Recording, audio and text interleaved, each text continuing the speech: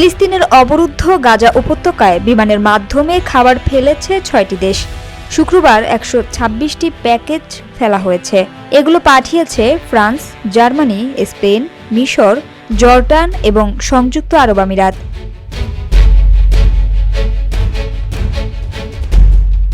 গাজার মানুষের জন্য দিনে যে পরিমাণ খাবার প্রয়োজন হয় সেগুলোর তুলনায় ১২৬টি প্যাকেজ খুবই নগণ্য।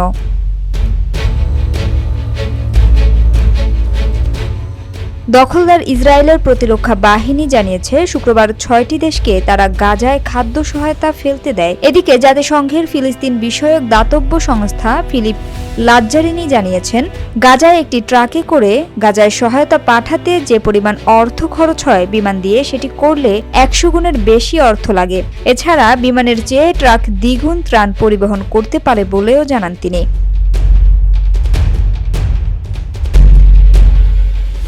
তিনি বিমান থেকে খাদ্য ফেলাকে অপর্যাপ্ত এবং অকার্যকর হিসেবে অভিহিত করেছেন।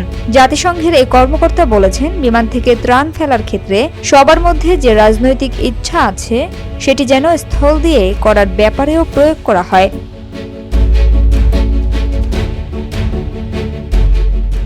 লাজ্জারি জানিয়েছেন, গাজা সীমান্তে ত্রাণ নিয়ে ৬,০০০ ট্রাক অপেক্ষা করছে, কিন্তু দখলদার ইসরায়েলের কারণে সেগুলো প্রবেশ করানো যাচ্ছে না। ইসরায়েল গাজায় প্রবেশের আগে সবগুলো ট্রাক পরীক্ষা করতে চায় বলেও জানান তিনি।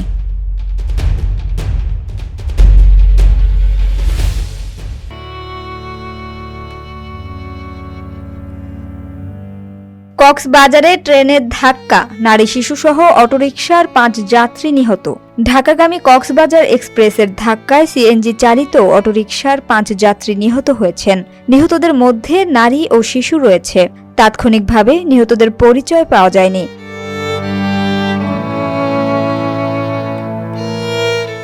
শনিবার দুপুর ১:১টার দিকে রামু উপজেলার ধলিলছড়া ক্রসিংয়ে এই ঘটনা ঘটে। মরদেহগুলো রেল লাইনের ১ কিলোমিটার পর্যন্ত ছড়িয়ে ছিটিয়ে পড়ে আছে।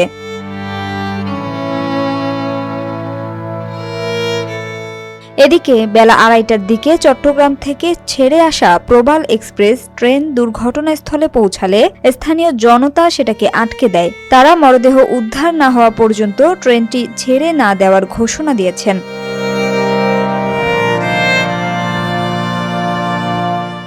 ঈদগাঁ থানার ভারপ্রাপ্ত কর্মকর্তা মশিউর রহমান বিষয়টি নিশ্চিত করে জানান, পুলিশ ঘটনাস্থলে পৌঁছে পরিস্থিতি নিয়ন্ত্রণের চেষ্টা করছে।